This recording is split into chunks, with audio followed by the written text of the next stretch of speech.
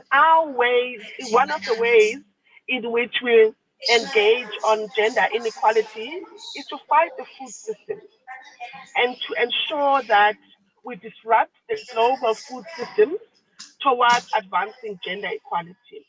How we do that, we do it in ways that empower women, one, two, that fight the patriotic system within the entire food system, and thirdly, by ensuring that we build the capacity of those that have interest in all things that pertain to the oligarchic and monopolistic behavior of retailers, of food marketers, of farmers.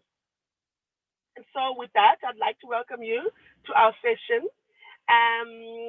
The Global South Women's Forum on Sustainable Development has given the inequality movement an opportunity to engage you and like-minded people on issues that pertain to how we as feminists can disrupt macroeconomics, power, and justice. I'm just going to share with you two of the main objectives of this session. We want to enable vibrant exchange of knowledge and expertise among participants with different perspectives and lived experiences.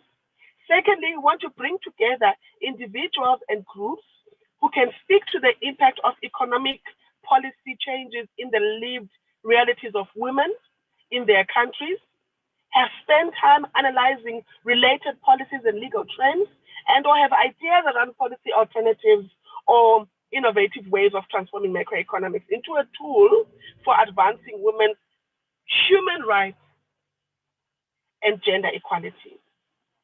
And so the Inequality Movement's webinar, in this webinar, we're going to take a multi-stakeholder approach and a participatory style approach with our amazing feminists, our amazing panelists from China, from Brazil, from South Africa, and from India. We are going to look at how inequalities in how women access markets within food systems. We're going to look at inequalities in how women access means of production in food systems, like land and water in the agricultural sector. And thirdly, we're going to look at inequalities in how women access finance in the forms of loans and support for startups towards becoming equal partners in food systems. And so using a gendered approach and a feminist lens, we as the Inequality Movement are going to end the session with coming up with strategic recommendations. And through our question and answer session, we're hoping to learn lessons from each other. But the main thing we want to come out with here is to ensure that we come up with 1, 2, or 3 key recommendations of how we're going to continue to engage the BRICS formation, which is the South Africa, Brazil, China, India, and Russia, and how they can ensure that, one, they are tightened tax regulations and increased government capacity to limit and monitor capital flight for multinational corporations who use transfer pricing as a way of avoiding paying local taxes. So in some of the key sessions, some of the key information we shared with you as part of our resources, we do have a couple of recommendations. In 1 minute, I'd like to share that with you and then introduce our amazing panelists. We want to identify and engage specific government, whether it's local, whether it's provincial, whether it's national, engage them in understanding the food security policies that need to be applied across the value chain to ensure that women from the South have equal access to all levels of production.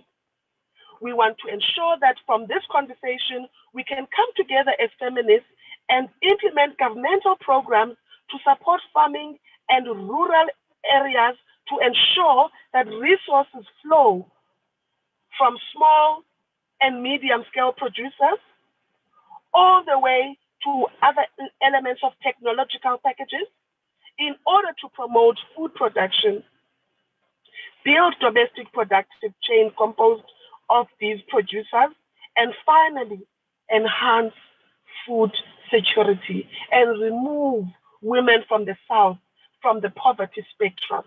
And so we have amazing panelists with us who are going to share with us some of the ways in which we are strategically going to work with this. And we're hoping that at the end of this session, all the participants that are with us are able to continue with us. So as I said, my name is Sibulele Poswayo from South Africa. I'm a rural activist. In fact, I have a disclaimer. You will see from the camera that I am in a car. We in the rural areas of South Africa struggle even with internet access. So you have to drive away into the city in order for you to get access. And you have to drive up a mountain, sit in your car and be able to engage in this. And so with the new global order and where we're working strategically in webinars, engaging and ensuring that we embrace the fourth industrial revolution, we continue with this. We have amazing panelists. Firstly, we have Professor Pam Rajputin, who is an amazing, seasoned activist. She's going to conclude our session with key strategic recommendations on how we're proposing to move forward as the inequality movement. And as a member of the BRICS Feminist Watch, the inequality movement engages with seasoned activists like Professor Pam Rajputin, who has also been a co-chairperson of the BRICS, Civil BRICS Women and Girls Working Group. Secondly, we have Peli Sangomo. Peli Sangomo is Executive Director of Togo Block Development Consultants. She is a seasoned academic. She's a writer. She's a researcher around gender issues, around economic issues, and she's going to give us strategic ways of how she, in the South African context, has found ways of ensuring that all levels of micro and macroeconomic policies are disrupted to ensure that women are at the forefront. We have Graciela Rodriguez. Graciela Rodriguez is from Brazil. She's also a seasoned feminist. She's an expert in all areas that pertain to global engagement. She's an expert in the G20. She's an expert in BRICS. She's an expert in WTO. And when we have moved into this COVID phase, Graciela is going to share with us how we can ensure that we continue to fight the plight of women. And she's also been very, very handy in one of the Brazilian policies that has ensured that women in Brazil were removed from the poverty spectrum. And then we have Dr. Yiqing Song. She's a seasoned research fellow from the Center of Chinese and Agricultural Policy. She's an expert in agroecology and how she's going to share with us how Chinese women have beaten the state in that country to ensure that there's access to equitable food. So without further ado, and without taking more time, this is how we're going to follow. We are going to give Pelisa time to present. Immediately after Pelisa, Graciela will present. Immediately after Graciela, Yiqing will present. And then we'll take some question and answer sessions. And then we will have Pam, who is going to share with us her experiences in India and conclude with recommendations. Thanks. Over to you, Pelisa. Hi, thank you so much, Sibu, with such a beautiful introduction. Thank you, colleagues, and thank you so much for the opportunity to interact with you. I'm also a gender activist, as introduced. So really, when Sibu had reached out to me and says, can you please come and speak? I could not say no. I mean, part of it is that I am COVID. I've tested COVID positive and I've been sick the last 3 days, but I'm actually fine now. But I thought I am not going to say no to this opportunity to really reflect on but also, to make the link between the agricultural intervention and as well as the state of the economy. So really, my my presentation is going to focus on the first few slides is really going to focus on the state of the economy, because I think it's important um, that we're saying that we use the COVID-19 or COVID-19 presents an opportunity, for renewal so that no one is left behind. In this context, we must actually make it sure that women are actually prioritized in the process. So what I'm really doing here, the first four slides, which is global impact of the academic, because you can't talk about the disruption, because already by design, the pandemic is a disruption. So therefore, it's important. Am I audible? Can you hear me? Yes, we can hear you. Oh, great. Okay, excellent. So by design, the pandemic is a disruptor. So, but then the question is how you use it in a way that is effective. So, the first three slides, I'm really paying attention to the state of the global economy and some of the missed opportunities. And then the other one, I really about six slides, I talk about the state of the South African economy, the intervention and the recovery plan, and then I zoom straight into the farming sector in South Africa. I think here the issue, this picture I'm really showing to demonstrate that this is the type of inequality that South Africa is subjected to, and mainly women actually are at the heart of this. Now, in the last 15 years in South Africa, we've seen a rapid urbanization.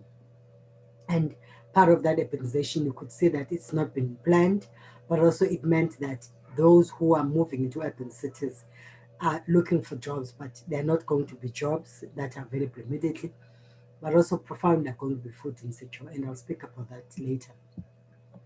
So this slide really, all I'm reflecting in it, really, I'm talking about the impact of the pandemic and why it's important for us to have the conversation about the disruption, because the issue is that you're not going to be able, in the mainstream and organized economy, you're not going to be able to actually disrupt how the economy is organized. But in fact, the pandemic creates an opportunity. I think the issue here is that 6 trillion has been wiped up of global economy due to lockdown measures, but also the countries of the South in particular. The impact between the countries of the South and the North are really uneven. That's the first issue. I think in the latter part of the pandemic, which is in the last 2 months or 6 weeks, we've seen a positive growth from the Asian countries. But the issue, though, is that developing countries, particularly Africa and Latin America, have really seen negative growth. But the conversation open is that we don't need to repeat lockdowns again, but also there needs to be thinking around policy continuity in terms of fiscal and monetary interventions, and that any financial shocks that have been experienced must be minimized.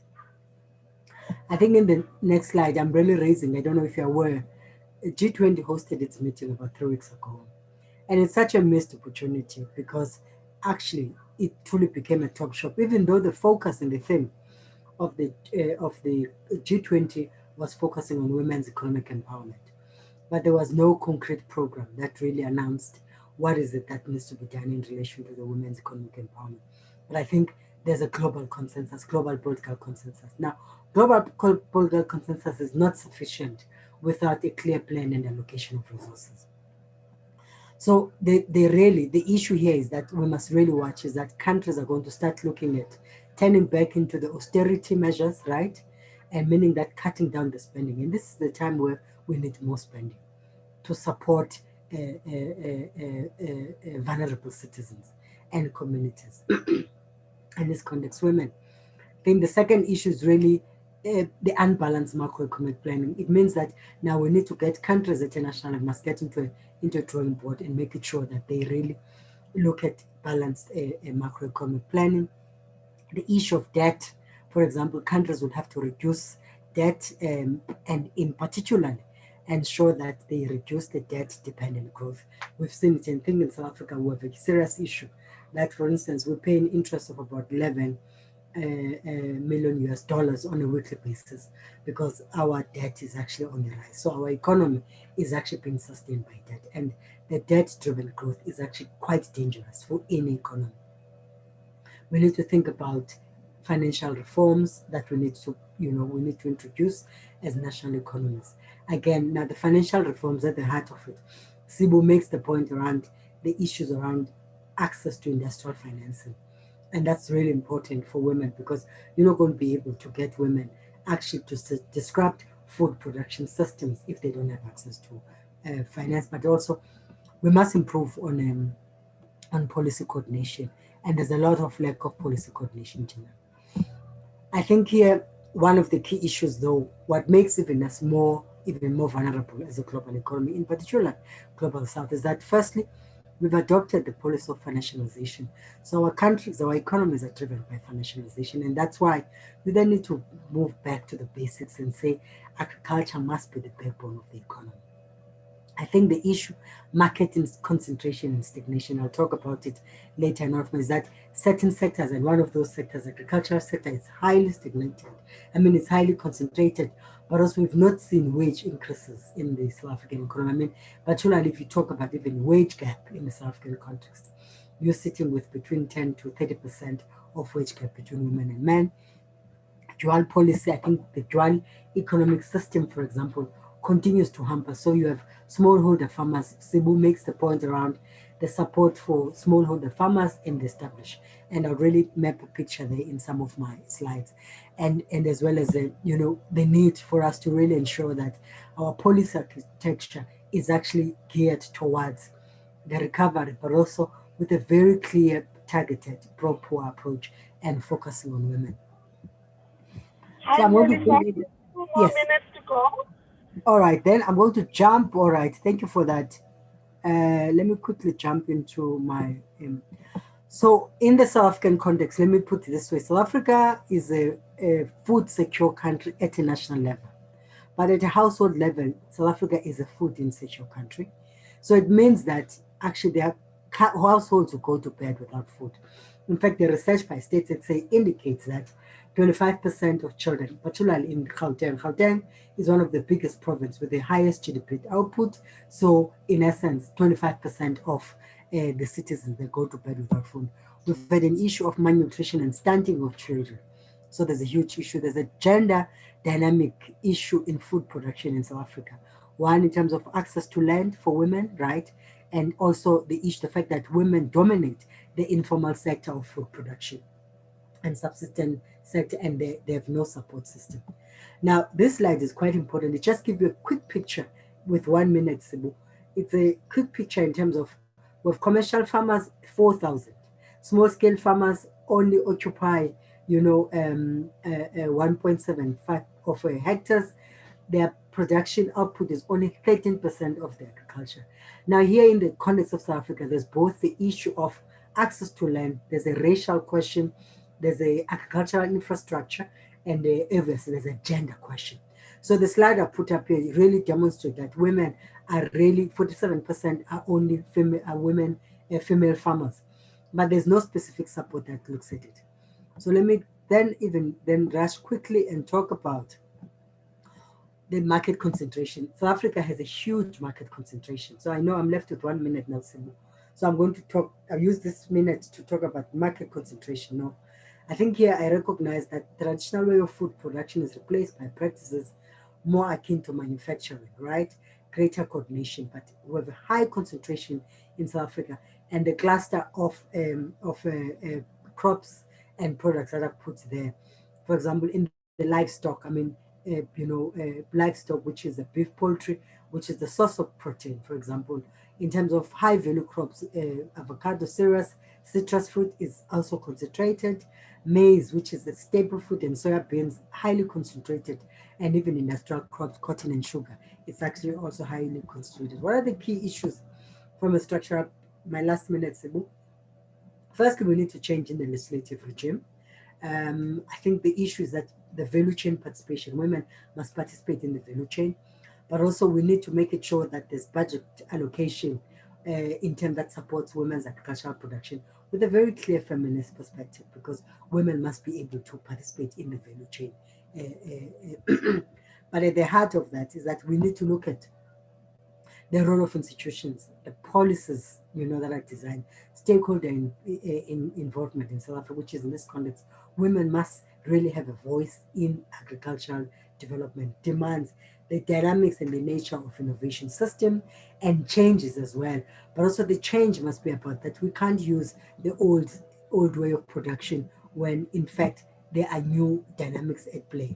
I think my last slide, Sibu, on international solidarity.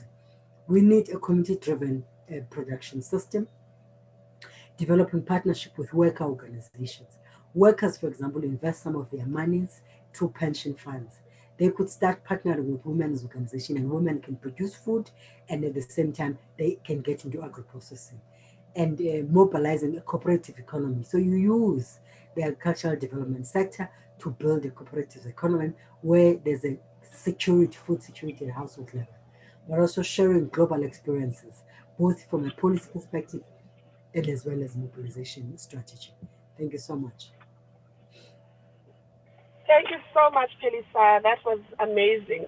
We appreciate it, and I'm sure that Pam have taken quite a number of the recommendations that you've provided. I mean, you looked at the need to shift budget allocation. You looked at the community-driven food production. You questioned issues of access to industrial finance for women. When we're talking BRICS, and as the inequality movement, being a member of the BRICS Feminist Watch, one of the things that we're pushing forward are issues around access to finance for rural women, access to finance for women in business. And so we're excited about your presentation. Thank you so much. I'd now like to hand over to Graciela Rodriguez. Graciela Rodriguez is going to be sharing her presentation to us in Portuguese, and we will be interpreted. Hola. Thanks so much. Over to you, my sister. Buenos días para mí, buenas tardes y noches. Y algunas será la noche. Quisiera pasarles un poco, primero, el agradecimiento por la invitación. Creo que esta es una iniciativa importante para intercambiar entre las mujeres de diversos países esta situación de la pandemia y lo que nos puede esperar ahora en adelante. Como muchas de las cosas ya han sido mencionadas desde el punto de vista global, voy a centrarme un poco más en Brasil y tomando como... language. Yes, I've just also shared with our administrator that we are not able to hear Graciela. Should we move to the Spanish channel? What process do we use? Let me check if the Spanish. We only use English. You prefer so Portuguese? Spanish interpreters, can you hear me? You prefer Portuguese? Spanish interpreters, can you hear me? Hold on, Graciela. We're just trying to deal with some translation glitches. Spanish interpreters, would it be possible for you to translate Graciela into English? So we can't. Ishta, are you here? Thank you. I am in the Spanish channel. Yes, Graciela. It's good. It's good. Thank you. Okay. You hearing me? I hear you. It's the, yeah. I hear you. And Chusa, yes, if you could interpret into English, that would be great. Thank you, Chusa. Okay. Thank you, Graciela. You can continue now. Tá, ok. Eu estava dizendo que a maioria, grande parte das questões globais já foram faladas por Eco, e então eu ia me centrar um pouco em Brasil, A pesar de que no es que nosotros aquí vivimos una situación que es mucho el reflejo de esa concentración de la... estoy oyendo al mismo tiempo mi traducción, entonces eso me complica para... A ver.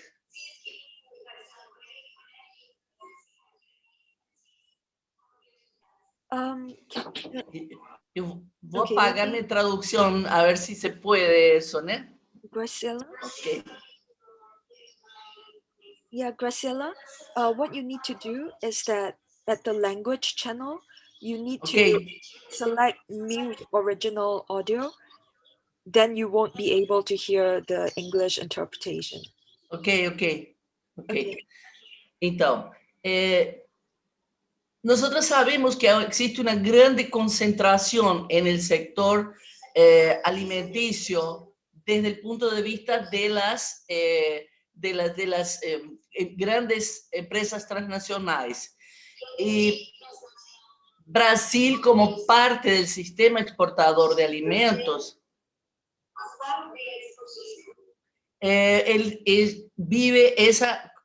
hace parte de esa concentración. Otro elemento que estaba siendo colocado ahora en la conversación anterior es el tema de la financiarización de la agricultura.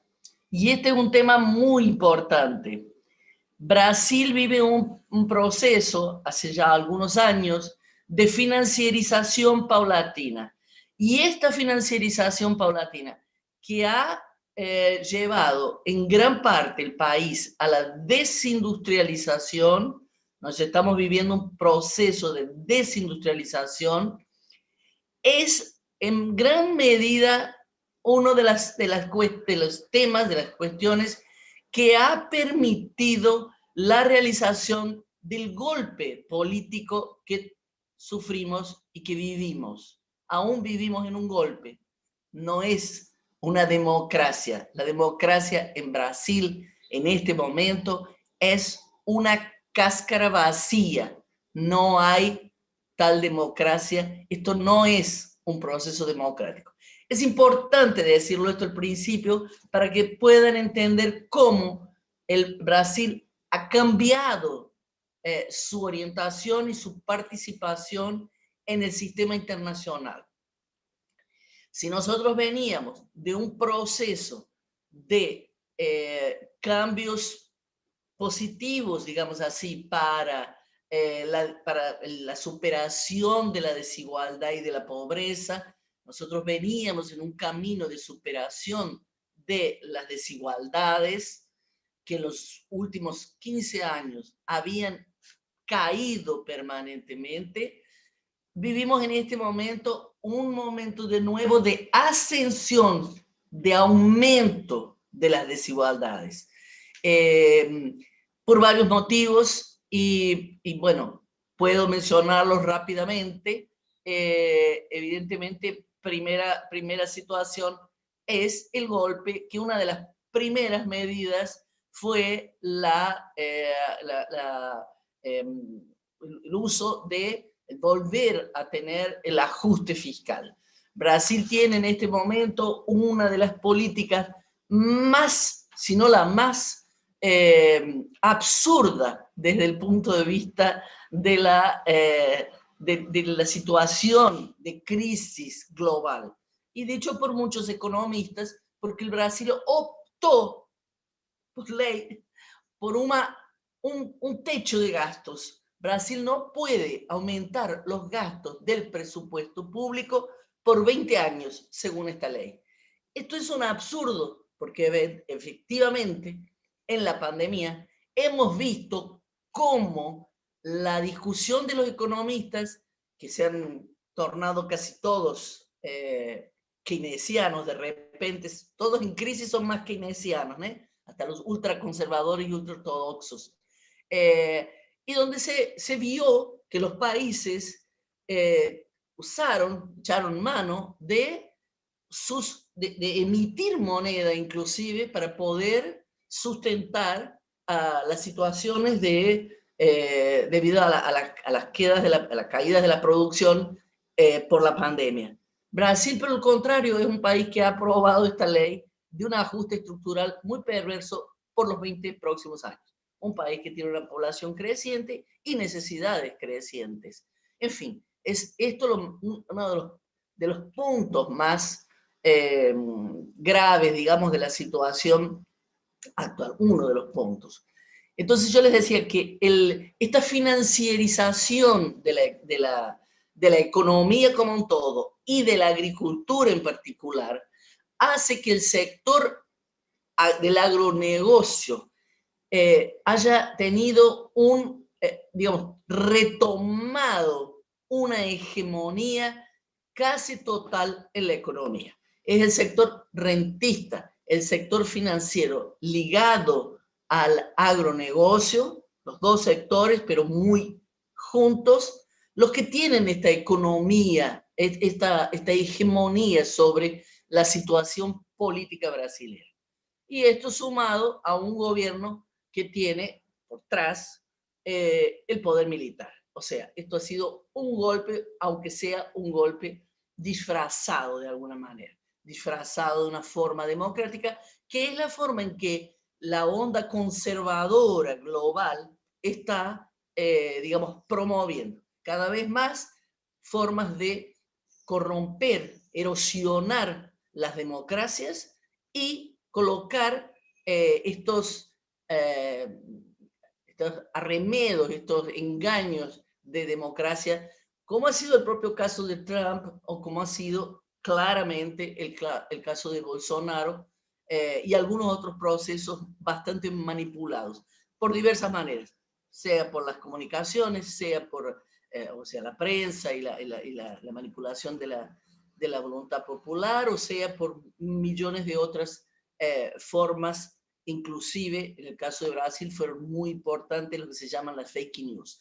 Pero ahora volviendo entonces al tema de la agricultura, esta situación ha hecho cambiar profundamente también la situación de la seguridad alimentaria y la soberanía alimentaria brasileña.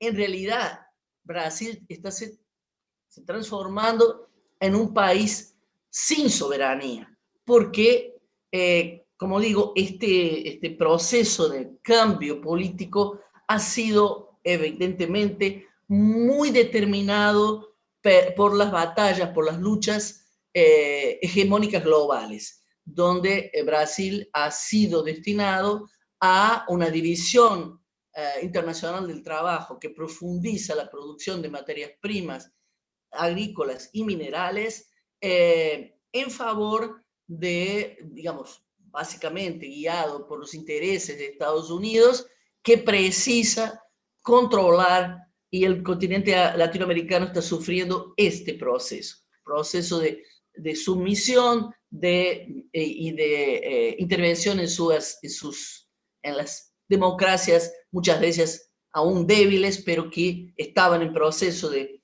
crecimiento y que han sido ahora víctimas, digamos así, de este nuevo ataque de los intereses norteamericanos para la región. Entonces, en ese sentido, la soberanía alimentaria y la soberanía en forma general de Brasil ha sido afectada. La soberanía alimentaria, ¿cómo? Brasil es un país que tiene una enorme producción agrícola para exportación, es uno de los campeones internacionales de exportación de commodities y de productos agrícolas, el primero en soja y en otras variedades, en otras especies, en fin. Y esto se contrasta con una producción de alimentos internamente que está, al contrario, en las manos de los pequeños y medios agricultores. La pequeña agricultura brasilera producía y continúa produciendo con mucha dificultad, pero en cierto sentido continúa la mayor parte de los alimentos. Se habla que más o menos alrededor de 70% de los alimentos que consume diariamente la población brasilera se producen en la agricultura familiar.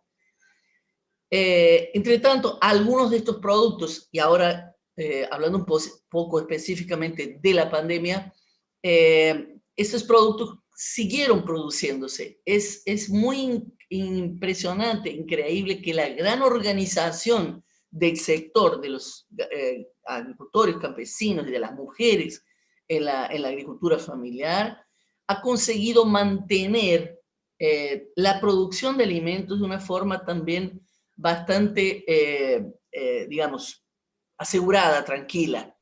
Esto no pasó, sin embargo, con algunos de los productos que produce la agricultura, el agronegocio. Por ejemplo, el arroz, que es un producto de exportación brasilera. Se produjo en este momento una situación muy paradoxal.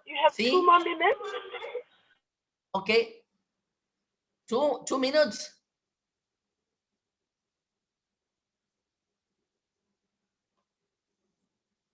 I don't understand.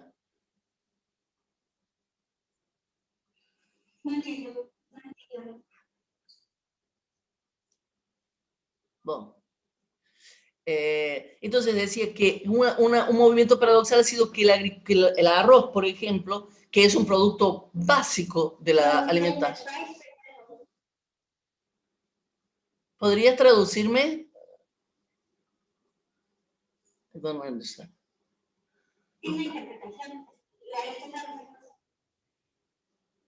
¿Qué está diciendo que no entiende?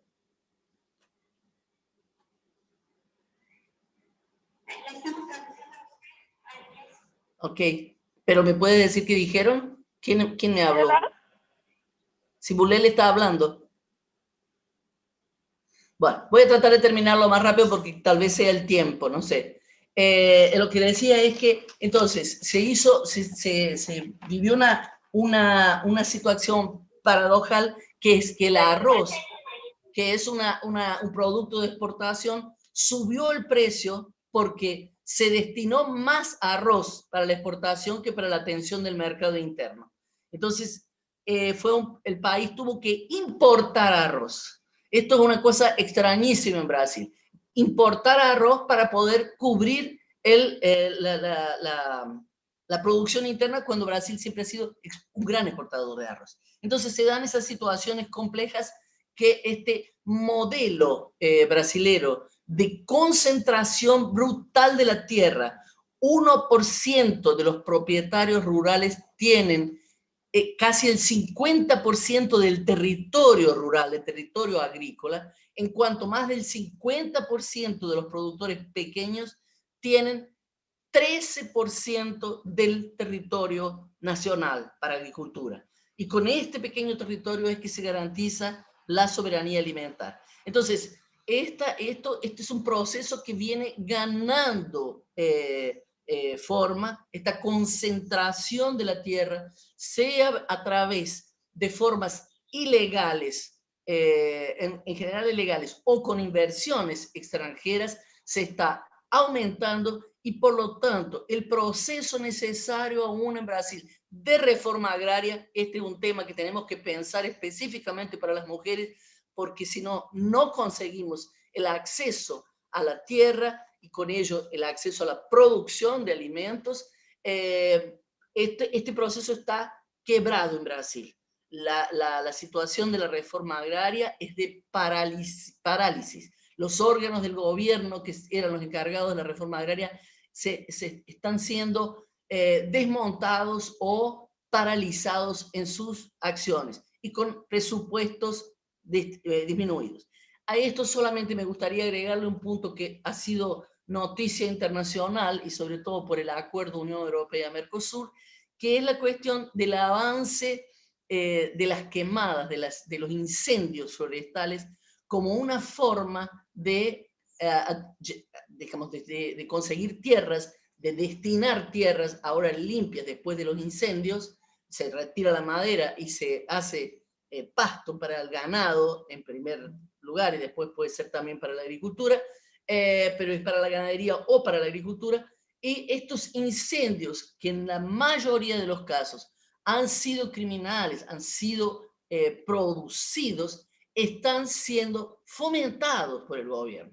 Fomentados por el gobierno en la medida en que no hay ninguna fiscalización, no hay ninguna punición, y al mismo tiempo a toda una camada de ilegalidad de los servicios que se hacen ilegalmente, que está siendo favorecida a través de mecanismos paramilitares, diríamos, aquí en Brasil, en América Latina, ¿no? O sea, mecanismos que son militares disfrazados, digamos, son ex policías o grupos paramilitares que se forman en las regiones periféricas de las ciudades, pero también en las regiones rurales, y que han fomentado este proceso de los incendios forestales, no solo en la Amazonia, también en Pantanal. El aumento de las quemadas ha sido de más del 1300% este año en el Pantanal.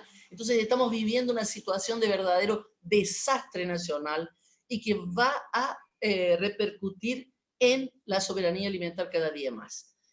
Yo pienso que, bueno, las mujeres estamos organizadas, estamos tratando de mantener las organizaciones, porque también el tema, tenemos que pensar esto internacionalmente, porque el conservadurismo internacional está trayendo algunos procesos dramáticos para algunos de los países. Y entonces esto sería también necesario que lo pensáramos. Gracias a ustedes por la invitación.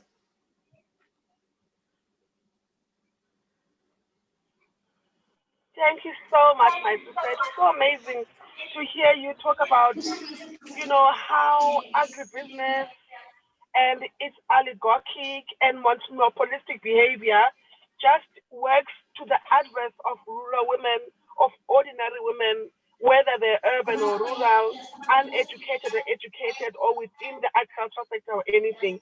So it was an amazing session, and the fact that the political turmoil in Brazil actually has negative impact on all women in the South. That also has a very, very bad taste, which means that as women, we need to take space in the leadership. That's what you've given us for. We are struggling to get a hold of Yiching. Yiching is the Senior Research Fellow Center for Chinese. She hasn't been able to connect to our session, but she does have a presentation. We will share this presentation with colleagues, and we're hoping that those that are present here today will be part of our movement, and will have more time to share, to spend on how the beautiful ways of agroecological ways of farming and other creative ways of farming, which is what Yiching was going to be. Oh, here's Yiching. She is, yeah, she's connected, yeah. Oh, you connected. Thank you. Okay, so we're going to be very, very strict with you. We were a bit lenient with Graciela because we were not able to connect with you. It's good to see you, my sister. We're going to give you 10 minutes, and then we're going to have question and answer session, and we're going to have a few minutes with Pam to close off the session with us. Thank you. Over to you.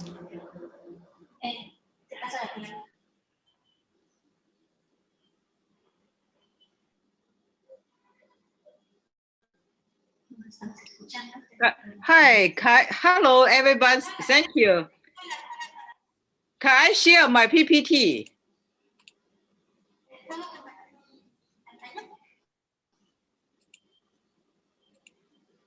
Hello? Hi, go ahead, Yiching, we can hear you. Yes, but I want to share my PPT. I don't know how to do that. I want to share my screen.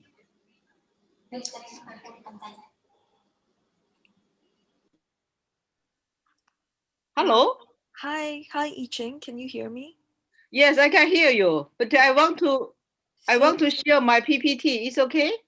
So I've made you the co-host, so you should be able to share screen. If Yeah. you look to the bottom of the Zoom app, do you see the share screen button? Yeah. Yes, so if you click on that, that will share your computer screen. Okay, I will try. I'm trying. Oh, sorry, I can't. Can I share my screen?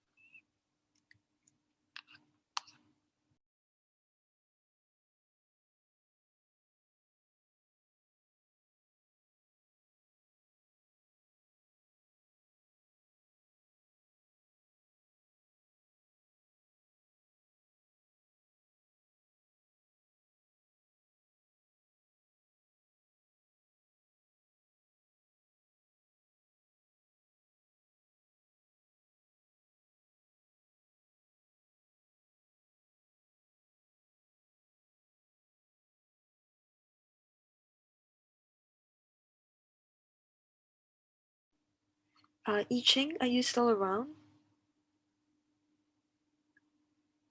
I Ching? Okay, I think I Ching dropped off. So Sibulele, if you're here, would you like to take over again?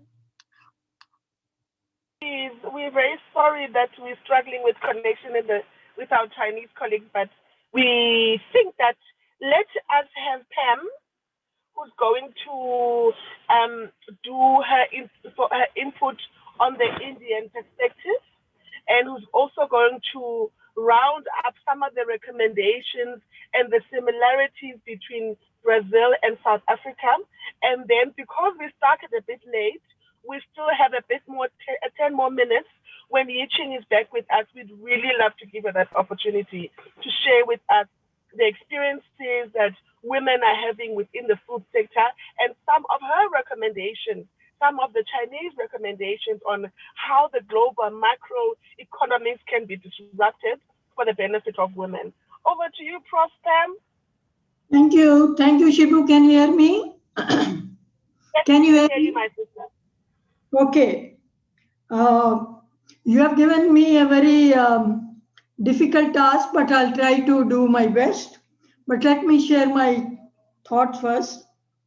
Now, gender inequality has rightly been observed by the Secretary General of the United Nations is the biggest human rights challenge. And this is true in every sphere, including the global food systems. I thank as well as congratulate Shibu for organizing this great panel and selecting this theme. And I'm honored to be here amongst you today. The pandemic has laid bare, as one of our first speaker talked about, how borderline are the lives of women in terms of not merely health, unpaid work, violence, etc., but their livelihood and survival needs too, and how inequitable and unsustainable food systems are. My premise is the sustainable goal food systems are possible only if women's rights are recognized in the system. Food system is a complex web of activities that compasses entire range of actors and the interlinked activities involved in production, aggregation, processing, marketing, distribution, consumption, and whatnot. I will not focus on that, but I would like to focus on the actors. And before I share my rendered thoughts on that, may I share with you today as I speak to you, from the point of view actors, women farmers are participating in large numbers in India in what we call as the farm laws, against the farm laws. The Indian farmers are protesting and Indian women farmers are there in large number. and they are very and fear, the corporate sector will have a leeway in the agriculture sector, food market sector, chains, etc. So they are seeking annulment of the laws that have been enacted by the government. I'll not go into those details.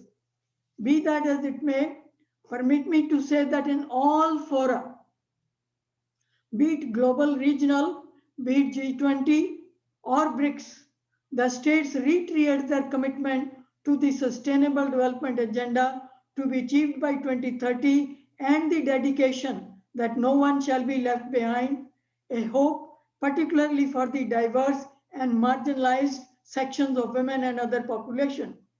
But then there is something that bothers persons like Shibu, me, Preeti Doroka, if she is listening, and that is that it is being done without questioning and changing the development paradigm, which is unjust and inequitous. The matter of fact is that states are drifting, and that is particularly true of the Sustainable Development Goals that are relevant to the panel today.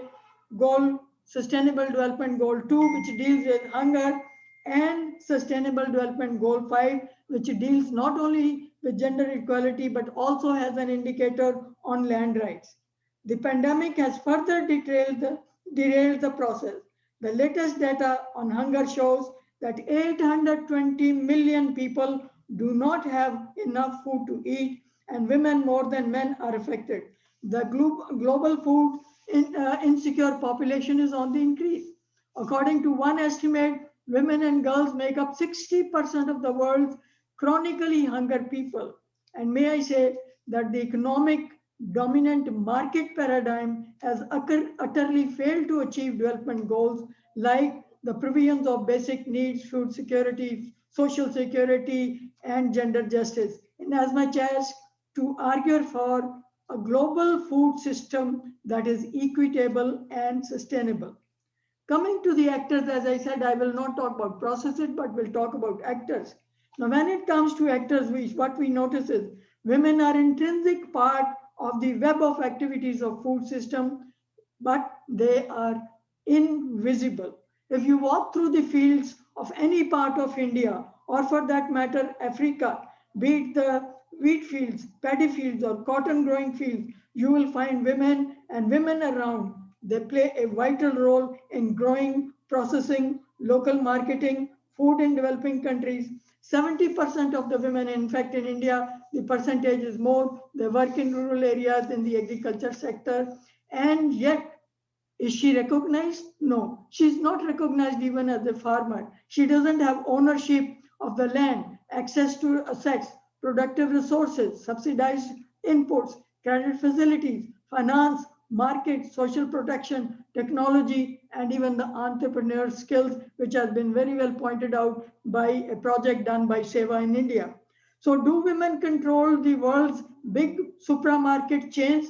It is said CEOs of the world's 10 biggest supermarkets are men, while African cities, street food is generally prepared by women. Women represent less than 15% of all land owners where data is available. There are structural barriers and discrimination.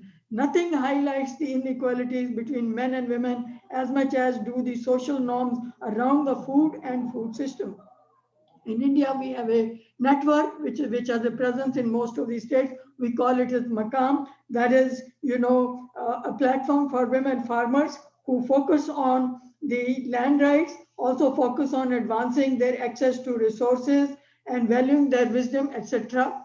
This Makam has come out and this with a paper, research paper, kind of a white paper, which shows that women are facing multiple challenges in terms of lack of recognition as farmers, unequal rights over key resources, etc., etc. They demand, among other things, that 30% of representation of women farmers should be in local market committees, and there should be a study about the systemic obstacles that women face with regard to safe access to markets. Another paper that I would like to mention is, which has been done, by Asmita, which substantiates all that I've said, And in her study, she is sharing the lived experiences of women who are working over from day in and day out over the fields and the difficulties that they are facing, yet they are not recognized as landholders or farmers for that matter.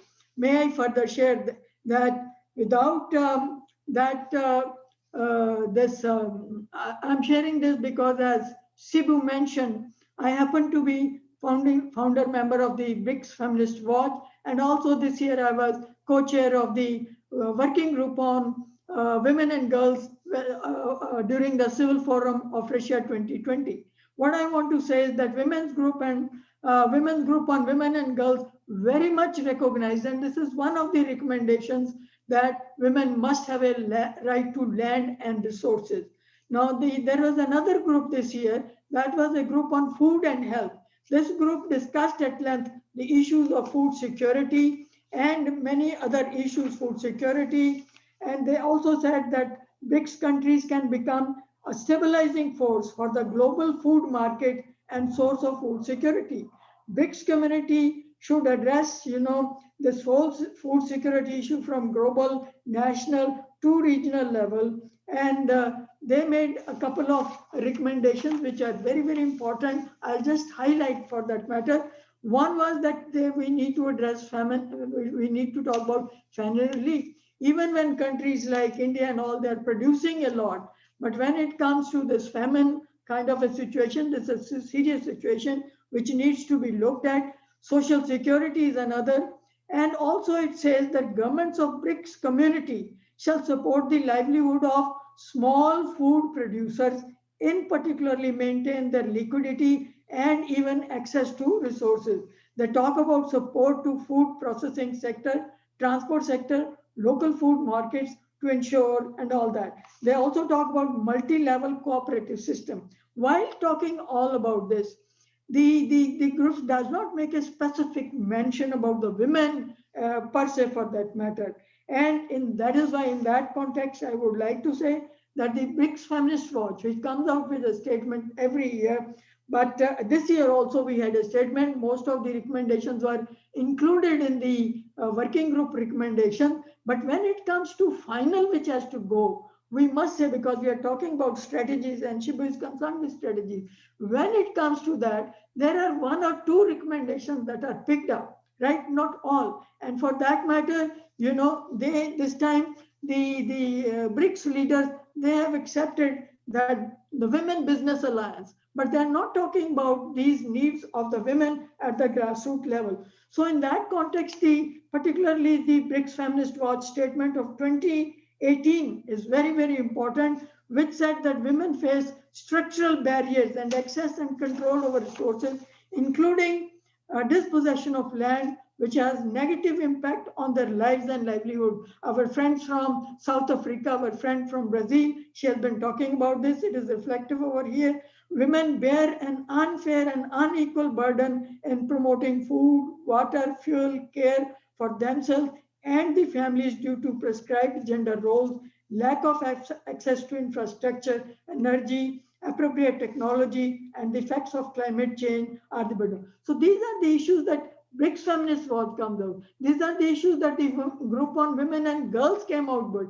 But when it comes to the overall civil society recommendation or overall declaration of the BRICS leaders, these things are not really, reflective in that. So I would say, before I come to other recommendations quickly, that when we talk about global food, we have to talk about, that there has to be a just and sustainable, equitable system for that matter. And we have to address the structural causes of liberalization of agriculture, trade, growing corporate concentration within the food system. And above all, there is need to, I think this growing corporate concentration and talking about more exports, Brazil came out very clearly with that. There is a need to look at food security at architecture. I would like to emphasize upon this, that we need to look at food security architecture based on gender equality in terms of the role of women in decision making. Shibu is right, we need to empower women, but empower women to do what? They have to play their role in decision making, planning, ownership, action, and control over resources from human rights perspective. And I very firmly and strongly believe that macro solutions cannot be reflective of grassroots and ground reality. It is where women it is where women are. Women are at the grassroots and the ground. So macro solutions cannot be. So they cannot be invisibilized. Their contribution cannot be denied. Their rights and claims cannot be ignored. And but You've got 2 more minutes. okay, when we come to sustainable development goals, that if no one is to be left behind, then women cannot be ignored. Human rights are women's rights, and women's rights, as we are saying, are human rights. Having said all that, when it comes to, summing up along with the recommendations that I have made, I will absolutely like to repeat what Shibu started with. We need to fight the system. To need to fight the system, we need to empower women, and we need to build their capacity to do that. And along with that, I would say we need to do very strong networking and strong advocacy among the BRICS women in the BRICS communities, as well as the G20 communities. And also, I would go with the suggestion made by Felisa Nakomo, that we need to, and that is something close to what I've already said, that we need to look at structural changes. Unless we talk about structural changes, and second, of course, is we have to think about agricultural innovations, community drive for food production, and mobilizing cooperative economy. I think all these suggestions, amazing suggestions that have come forth and would be there. Brazil, of course, is very concerned about food security, food sovereignty. But over and all, the question is, where are the voices of women? How do we make the voices and concerns of women a central part of the dialogue that goes on the issue of global food system, which is not only processes, but also how do we have them, women as strong actors in that. With that, I thank you very much, Shibu, for giving me the opportunity to be here this evening with all of you. Thank you very much. Thank you very much, my sister. I think the 3 sisters that have spoken, if we were in a physical place, we would be having a roar of hands, giving thanks. And the question that you ask, where are the voices of women? This is where the voices of women is. And I'm just so inspired today as we go into the question and answer session. I'm so inspired today to even inspire us all here in this webinar to start a campaign and just call it hashtag her food, hashtag her food, because the burden of disease that you talk about, Pam, it's all on the back of women. The burden of not being recognized as a farmer is all at the back of women. Women have no land. They have amazing skills, but they have no appreciation. That was amazing. And when we start this as the inequality movement, which is part of the BRICS Feminist Watch, as we start this campaign that I'm so inspired by all you ladies, where we say hashtag her food, we need to look at fighting the structural changes, like Felisa said. Okay, may I ask may we please step into the question and answer session? I know Yiching is in the background, but just so we can have the voice of other women, because Pam has just inspired us and has asked us, where are the voices of the women? So we have maybe about 10 to 15 minutes of question and answer session. And then I really, really want to give Yiching an opportunity to share with us what's happening up there in China when it comes to how they use agroecological and other creative ways of food, of creating for fighting food insecurity. So before we come to you, Yiching, may I ask that we try and deal with some questions that have come in the chat box. There was a question Or should we, there don't seem to be many questions in our chat box. Maybe we should give Yiching an opportunity while we think about the questions. Or maybe we've just had an amazing panel that there's not many questions that we can ask. We will share all the contacts of the panelists if you'd like to ask. So over to you, Yiching. So good to have you back.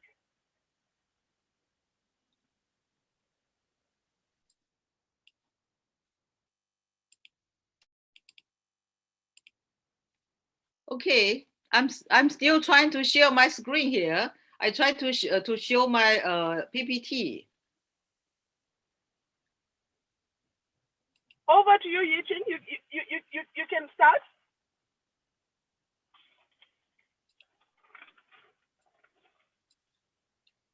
Can you see me?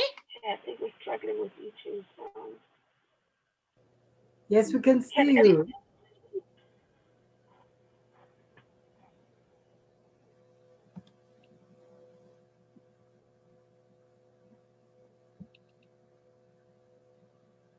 Can I get some assistance from admin? What are we? Oh, there we go. I think she's sharing the screen. No, I don't think I can make it. Sorry. No, it's coming. Don't worry. Yes. It's coming? Yes. Okay. You can see it now. The PPT? Yes, go ahead.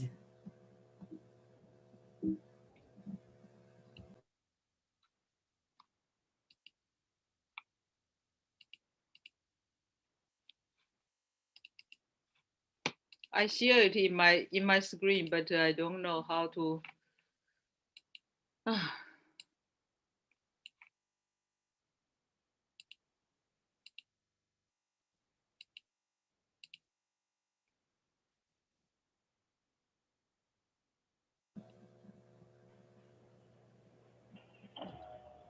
Yiching. Can you hear me? I can hear you, but I want to share my screen, but I cannot. Yeah, we can see the screen, Hishing. Can you see my PPT? Yes. Yes, we can. Okay, great. Okay. Okay, what I'm talking about is a little bit different, but with a similar situation like Indian friend mentioned about the women's roles in agriculture and food systems. And what I want to say here is that actually to empower smallholding farmers, which women are the majorities, are very, very important and significant for agroecology and the resilient food systems. And I want to share our insight and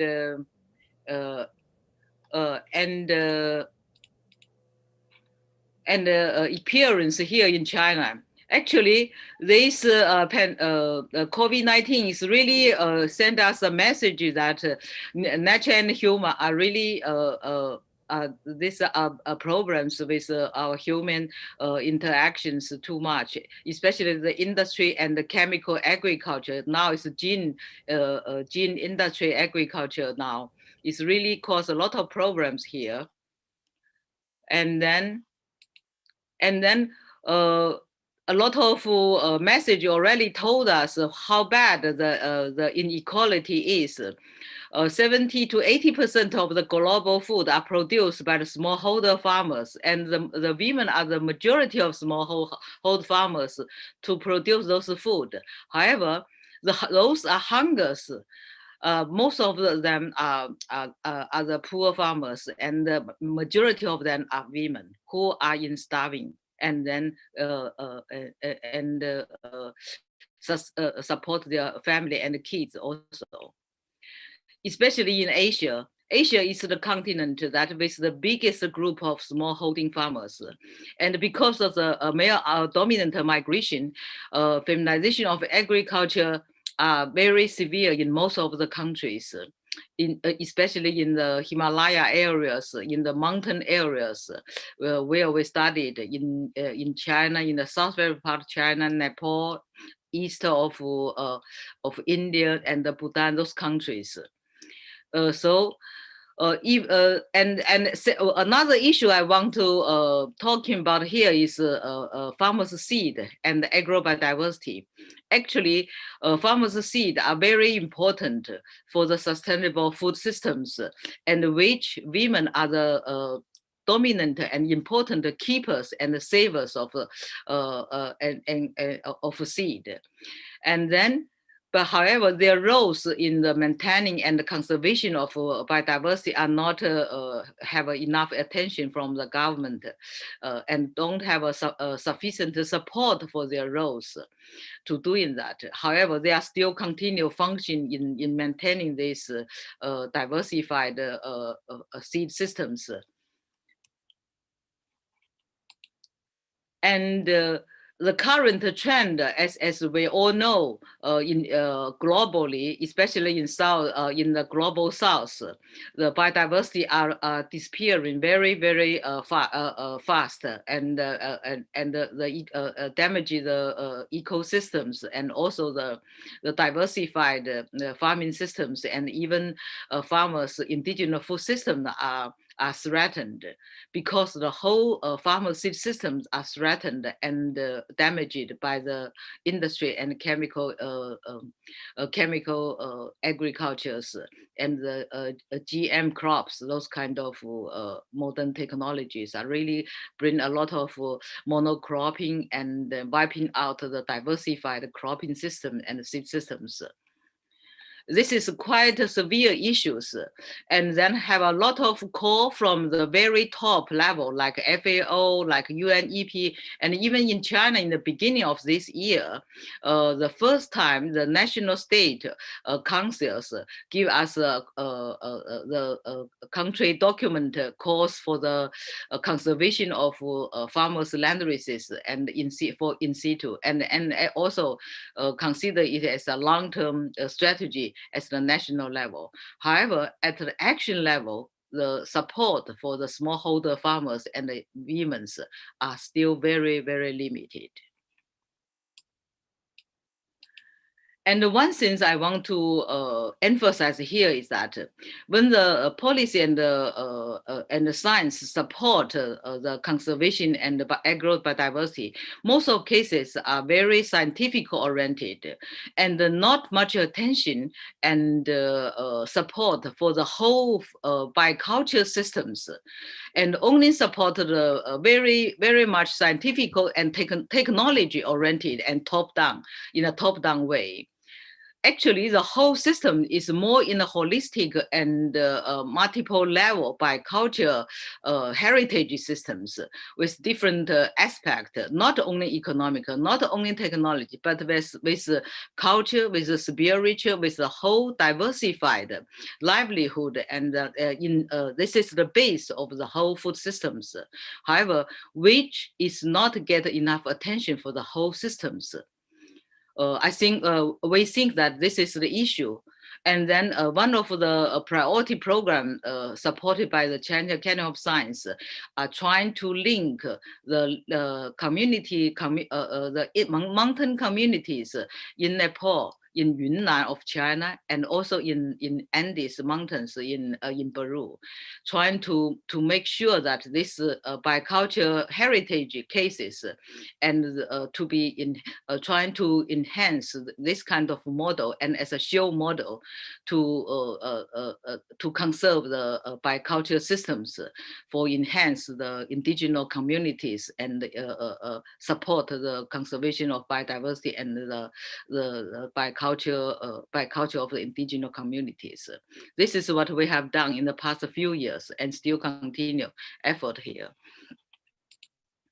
And the first thing I want to, the first thing we're doing this enhancement of the biocultural heritage is that we're trying to really let the indigenous communities their wisdoms and their traditional knowledge to be recognized and by the scientists, and let them know that most of the indigenous species and the land races are originally from the indigenous community and maintaining by them, which are linked to their wisdoms and linked to their biocultural heritage, linked to their food indigenous food systems. And with this kind of linkage and more recognition from the scientific society and trying to also link the two knowledge systems. And then one example is that, for example, in the communities, we set up the community seed bank and trying to link this seed bank with the national or provincial gene bank, and then trying to have this repatriation and exchange of the two systems. However, this is very complex systems, and we're trying to encourage the exchange, but to make sure the ABS, assess and benefit sharing, is equal and in a very fair way, and trying to have also the community protocols to really protect the farmers' right, and the women's play very dominant roles and key roles in this kind of community seed and community resources management. And one example I want to give to you about under this big context is the 4 communities in the upper side stream of Yangtze River in Yunnan, which we're working there for the past almost 10 years.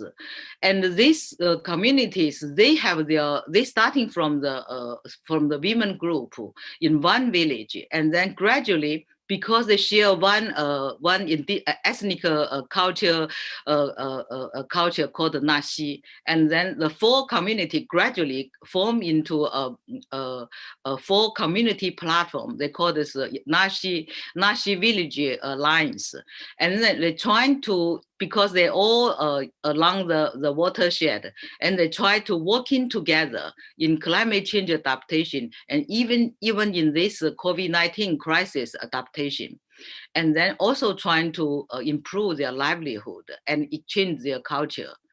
So actually, this kind of self-organized and independent organization are very, very important for this kind of grassroots governance, and to empower the women group and the indigenous communities, which we're trying to really trying to work in with them, and then trying to coordinate their connecting to other indigenous group in other countries and in other regions.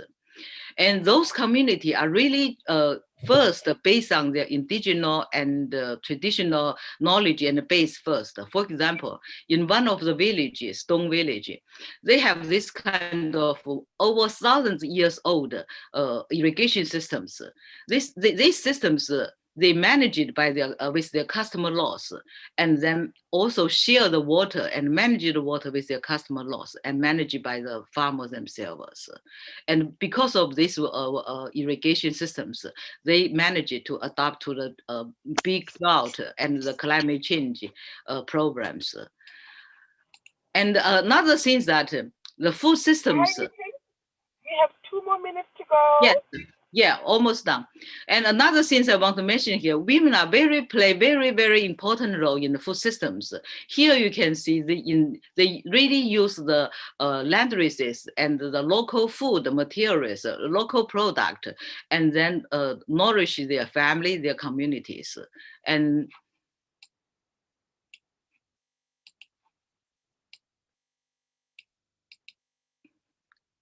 this is the way they're working with the scientists, and they also bring back their traditional knowledge, like ducking rice, and then to combine into the scientific knowledge and working together.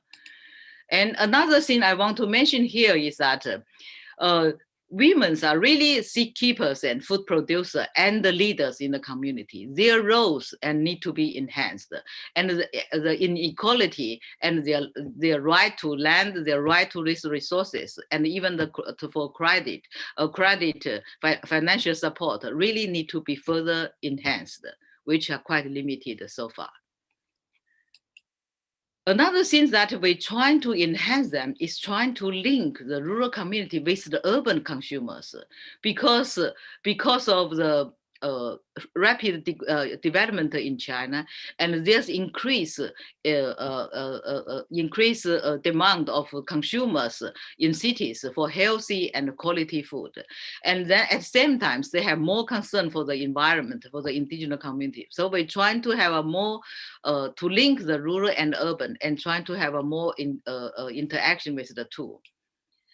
This is the story during the COVID-19. Because they have their own seed community, they collected 14 communities. They managed to sowing and harvesting now, because they have their own seed community. Those are the seed communities we working with the women group and the communities in China. Here you can see all over China they have different seed communities. And they really important to support those women group and community for the COVID-19 crisis. Okay, last, I want to conclude my presentation is that bioculture and the farming system are very, very crucial as a base and the root for the women and for the smallholder farmers in the food systems. And the second is that linking ancient native wisdoms and with scientific knowledge are important, because this indigenous knowledge, they are not dead, they are alive. So they need to further evaluate and innovate, linking with the scientific knowledge. And the third is from seed to table. This is what we are pushing now. Not only seed, not only technology, but from seed to table. This is the whole system, is the whole process. And then we need to look at as a base for the food system, for the indigenous food system. And the last is most important is that women is really need to be empowered and need to be enhance their roles and in the whole food systems. Thank you. Okay, thank you. This is my last. We are going to have this seed, very big seed event in Beijing in this weekend, and this is a CBD 15 event, supported event. Thank you. Thank you so much. Can we support this event virtually as well? What? Can we support your event virtually? Could you share yes, with us? Yes, we can. Yeah, in China, in Beijing now it's okay, so we can do, but it has some, like we need to wear a mask and then, but we can do not online, it's in virtual. Thank you so much. So colleagues, I would like to thank you. I've noticed that in our chat box, we don't have any questions. To me, that seems like all our amazing panelists were amazing in terms of sharing their interpretations of their various countries. I do want to share with you that all the contact details of our panelists will be available to yourself. We're going to put them in the chat box. Also, we're going to share a report and a digital report of this session. This was also live streamed, so you can share with us any of your thoughts that may come forward after we have perhaps said thank you. So in the last 6 minutes or so, I'd like to highlight just one thing from each speaker. I'll start with Yiqing. The value of ensuring that we don't lose where we come from is amazing. And so being advised and being pushed and being, given fire to keep to our indigenous knowledge, to keep to our self-organizing, and to take seed to table is one of the key ways that we can move forward. When we look at what Pam shared with us, because we are part of the BRICS, we have presentations here from China, from Brazil, from South Africa, from India, and we want to really, as the inequality movement, look at what women need to do to get into a space where they start to disrupt all things that are macroeconomics, so that women start looking at the power that they have from grassroots to women who are in business, to women who are able to use the insider and the outsider approaches to advocacy, like Pam, who has the ability to engage at the highest level. So how do we then, as ordinary women, how do we ensure that we push all that we have from all the grassroots, from Brazil, from Russia, from India, from China? How do we ensure that we create a space, we create a network of women in the space to ensure that we are able to take our views from the top? We looked at with Pelisa how COVID-19 is going to be used by states, how even in the South African context, how we can use that and ensure that with the changing geopolitics and with the changing health situation, how do we ensure that women are not left behind? Women do not just bear the brunt of the disease. Women do not just bear how they can feed their children. And so we then engage with Graciela. Graciela really inspired us to look at how the political turmoil in Brazil has shifted gears on for women activists. And so how do we fight agro-business and the oligarchic behavior and all the elements of monopolistic behaviors? How do we ensure that we stick together? And so for myself, just two things. I really am inspired today. I have been inspired in all the sessions that have been in part of in the Global South Women Forum on Sustainable Development. And I've been so inspired. And in this session, my biggest inspiration has been to push all of us here and all our networks to start a campaign that says #HerFood. That will do three things. One, we fight the oligarchic behavior of those that are in power and the patriarchic system. Two, we ensure that women do not necessarily keep the burden of disease and the burden of feeding their families to themselves. And three, to ensure that we go back to the times of how Yiching has inspired us, keep the indigenous knowledge to ensure that we start having nutritious food. And that food we'll get from our seed. That food we'll get from the greens that we farm in our household gardens. That food we'll get from empowering women to understand what it is that we are feeding our children. And so I would like to give thanks to all of us who have been part of this. Please, if anybody would have something to share, get in touch with the ERO team, get in touch with us. We're going to share all our emails. The inequality movement is so excited and blessed to have had this opportunity. And as part of the BRIC Women's March, we're going to keep fighting. Does anybody else have anything to say? We still have about 2 minutes. Let me not be the last one, because Pam did ask us, where is the voice of the women? So anybody who's inspired to have something to say, say thank you, say goodbye, I think we should be done. Quería comentar un minuto, dos cuestiones. Agradecerles mucho la invitación y este troca, este intercambio, porque es muy importante que lo hagamos más para conocer la situación. Y quería colocar un punto que ha sido poco hablado, pero que esta pandemia tiene mucho que ver con el sistema de producción alimenticia y el sistema muchos lo ponen en la cría industrial de animales y la cuestión de la diseminación del virus y el problema todos los problemas de la salud que están ligados al sistema alimentario. Entonces yo creo que también es importante que pongamos ese foco y pongamos también foco en la cuestión de la comunicación digital. Sibuli faló al inicio que no podía hablar, tuvo que entrar a su carro por falta.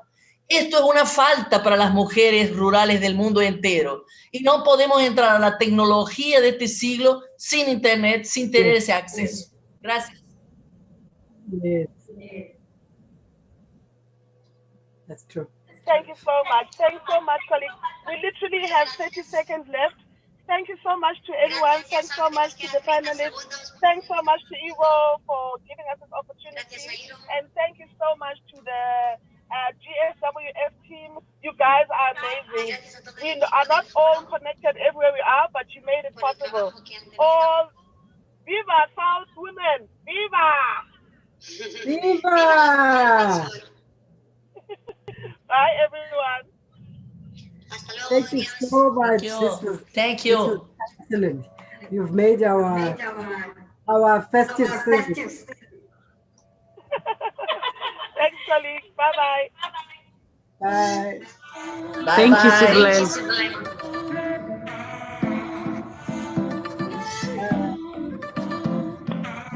Bye.